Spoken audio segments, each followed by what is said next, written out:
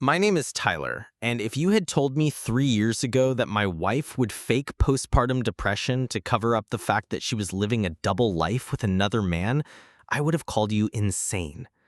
When Sarah gave birth to our son Mason, I thought we were living the American dream. Beautiful house in the suburbs, stable jobs, and now a perfect baby boy who looked exactly like me. Sarah seemed tired after the birth, but I figured that was normal. What new mom isn't exhausted? But 3 weeks after Mason was born, Sarah's behavior took a dramatic turn. She started locking herself in our bedroom for hours at a time, refusing to eat, barely speaking to me or anyone else. When I tried to help with Mason, she'd snap at me, saying I was doing everything wrong. Then she'd break down crying, apologizing, and saying she didn't know what was wrong with her. "I can't do this, Tyler," she'd whisper during her rare lucid moments. "I look at Mason and I feel nothing. What kind of mother am I?" My heart broke for her. Postpartum depression is real, and I'd heard horror stories about women who struggled to bond with their babies. I immediately stepped up, taking over all-night feedings, diaper changes, everything. I used up all my vacation time and then took unpaid leave to be home with both of them. Sarah's condition seemed to get worse. She started talking about needing intensive treatment at a specialized facility about 2 hours away.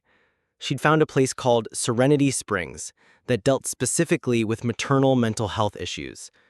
"I need to go there, Tyler," she said, tears streaming down her face. "I'm scared of what I might do to Mason if I don't get help." That terrified me. The thought of Sarah hurting our baby made my stomach turn. I researched the facility. It looked legitimate, expensive, but if it would help Sarah, I didn't care about the cost. So I agreed to let her go.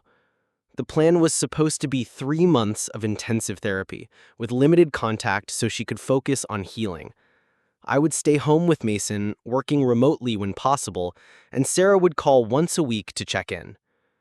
Those first few months were the hardest of my life. I was essentially a single father to a newborn while working full-time from home and managing a household. Mason was colicky and barely slept, which meant I barely slept. I lost 20 pounds, developed dark circles under my eyes that made me look like a raccoon, and lived on coffee and whatever takeout I could order with one hand while holding a crying baby. But I did it because I loved Sarah, and I wanted our family to heal. Sarah's weekly calls were brief and emotional. She'd cry about how much she missed us, how hard the therapy was, how guilty she felt for leaving us. The staff at Serenity Springs had told me not to visit during the first month to avoid disrupting her treatment, which made sense at the time. Around month 2, something started nagging at me. Sarah's voice during our calls sounded different. Not just sad or depressed, but almost like she was performing. And there were background sounds that didn't seem right for a medical facility. Music, laughter, what sounded like a TV. When I asked her about it, she got defensive. "The therapy includes recreational activities, Tyler. I'm sorry if my healing process isn't quiet enough for you." I felt terrible for even questioning it. Here I was doubting my wife while she was fighting for her mental health. But then Mason got sick. He developed a high fever that wouldn't break, and our pediatrician wanted him hospitalized for observation. I called Sarah immediately, expecting her to want to rush home to be with our baby. "I can't, Tyler," she said, and I could hear what sounded like wind in the background. "My therapist says leaving treatment early could cause a major setback. Mason will be fine. You're a good father." That's when something clicked. Wind in the background. At a mental health facility? I started paying closer attention to our calls. In the background, I heard seagulls, car doors slamming, what sounded like a restaurant ordering system. None of these sounds belonged in a residential treatment center in rural Ohio. So I did something I never thought I'd do. I hired a private investigator. Detective Rodriguez was a former cop who specialized in infidelity cases. I felt dirty even hiring him, like I was betraying my wife during her darkest hour. But something wasn't right, and I needed to know what. What Rodriguez found shattered my world completely. Sarah wasn't at Serenity Springs. She'd never been at Serenity Springs. The facility had no record of her ever being a patient there. The address I'd been sending her mail to was a mailboxes, etc. She was living in a beachfront condo in South Carolina with a man named Derek Palmer, her former coworker from the marketing firm where she'd worked before Mason was born. Rodriguez's photos were devastating. Sarah and Derek at restaurants, walking on the beach, shopping for groceries, like a normal couple. In one photo, Sarah was wearing a sundress I'd never seen, laughing at something Derek was saying. She looked happier than I'd seen her in years. There was no depression, no treatment, no mental health crisis. She was just living a completely different life while I raised our son alone. The betrayal was so complete, so calculated, that I couldn't process it at first. This wasn't a momentary lapse in judgment or a mistake. This was an elaborate, months-long deception that used one of the most serious mental health conditions women face as cover for abandoning her family. But here's where Sarah made her biggest mistake. She underestimated how thorough I can be when I'm motivated. Instead of confronting her immediately, I spent the next month documenting everything. I had Rodriguez continue surveillance. I gathered financial records showing that Sarah had been using our joint credit cards for her beach house expenses, romantic dinners, and shopping sprees with Derek.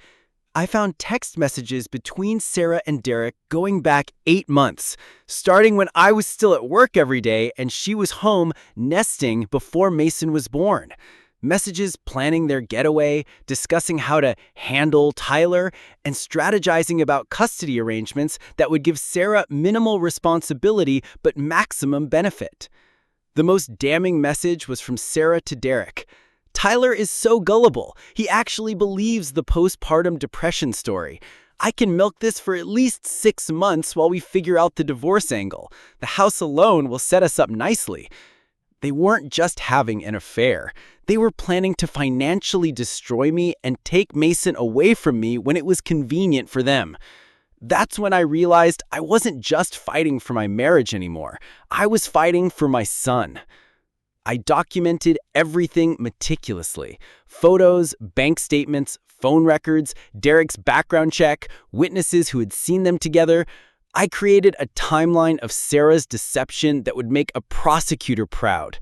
Then I had my lawyers send Sarah a single message. Please return home immediately. We need to discuss Mason's future. Sarah showed up 3 days later with a suitcase and a story about being discharged early from Serenity Springs because she had made such great progress. She looked tan, rested, and healthy, not like someone who'd been battling severe depression for 3 months. I missed you both so much, she said, reaching for our son. I feel like myself again. I let her hold our son one last time before I handed her the divorce papers. The look on her face when she saw the photos of her and Derek spread across our dining room table was something I'll never forget. The color drained from her face, and for the first time since Mason was born, I saw real fear in her eyes. Tyler, I can explain. No, I cut her off. You can explain to a judge. What followed was the ugliest court battle of my life, but also the most righteous. Sarah's lawyer tried to paint her as a woman who'd made mistakes while struggling with mental health issues. My lawyer presented a different story, a calculated sociopath who had abandoned her infant son and deceived everyone around her. The evidence was overwhelming. The judge was particularly disgusted by Sarah's fake depression claim, calling it an insult to women who genuinely suffer from postpartum mental health issues. I got full custody of Mason. Sarah got supervised visitation every other weekend and a court order to pay child support. She was also ordered to pay back every penny she'd spent on her treatment, which turned out to be over $15,000 in beach house rent, dinners, and shopping sprees. The best part? Derek dumped her 2 weeks after the court ruling. Apparently, his fantasy of playing house with Sarah was a lot less appealing when it came with child support payments and public humiliation. 3 years later, Mason is a happy, healthy 4-year-old who barely remembers the chaos of his early months. He's smart, funny, and has an incredible bond with his dad because I've been there for every single day of his life. I learned to change diapers, make bottles, soothe crying fits, and navigate the world of toddler tantrums. I became the kind of father I never knew I could be. Not because I had to, but because I wanted to be the parent Mason deserved. Sarah sees Mason according to the court schedule, but our son has no illusions about who raised him. When people ask about his mom, he usually just says, "She lives far away," and changes the subject. I never remarried, but I'm not bitter about love. What Sarah did taught me the difference between someone who loves you and someone who uses you. Real love doesn't fake mental illness to cover up betrayal. Real love doesn't abandon a 3-week-old baby. Real love doesn't plan your destruction while pretending to care about your feelings. The hardest part wasn't losing Sarah. It was learning that the woman I'd married had never really existed. The Sarah who talked about wanting children, who planned our future together, who cried happy tears when Mason was born, that was all performance art. But you know what? Her deception gave me the greatest gift of my life, the chance to be Mason's hero instead of just his father. Every morning when Mason runs into my room and jumps on my bed, every time he learns something new and wants to show me, every quiet moment when he falls asleep on my chest watching a movie, those are the moments that make Sarah's betrayal worth it. Because if she hadn't abandoned us, I might never have discovered what I was truly capable of as a dad. Mason and I have our own traditions now. Saturday morning pancakes, bedtime stories where he's always the superhero, camping trips where we pretend to be explorers. We're not a broken family, we're a complete one. Sometimes people ask me if I'm angry at Sarah. The truth is, I'm grateful to her. She showed me who she really was before Mason was old enough to be truly hurt by it. She gave me the opportunity to prove to myself and to my son that I could handle anything life threw at us. Most importantly, she taught Mason something valuable without him even realizing it, that actions matter more than words, that showing up is more important than making promises, and that real love is proven by what someone does when things get hard, not by what they say when things are easy. Today, Mason starts kindergarten. He picked out his own backpack, Spider-Man of course, and he's excited about making new friends. When his teacher asked about emergency contacts, he said, "Just put down my dad. He takes care of everything." And he's right. I do take care of everything. Not because I have to anymore, but because that's what love actually looks like.